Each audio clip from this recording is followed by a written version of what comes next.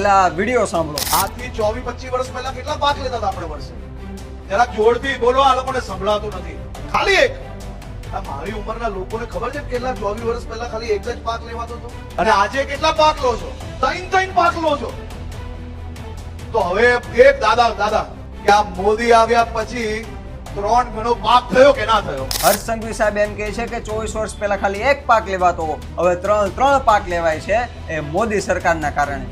પણ સાહેબ 3ની જગ્યાએ 5 પાક લેવાતા હોય તો પણ શું?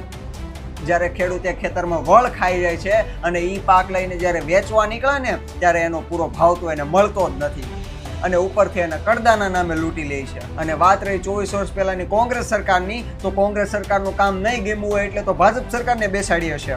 અને જો સરખામણી જ કરવી છે તો બધી બાબતમાં કરો. 24 વર્ષ પહેલા કેટલો દારૂ વેચાતો અને આજે કેટલો વેચાય છે, 24 વર્ષ પહેલા કેટલા રેપના કેસો આવતા અને આજે કેટલા આવે છે.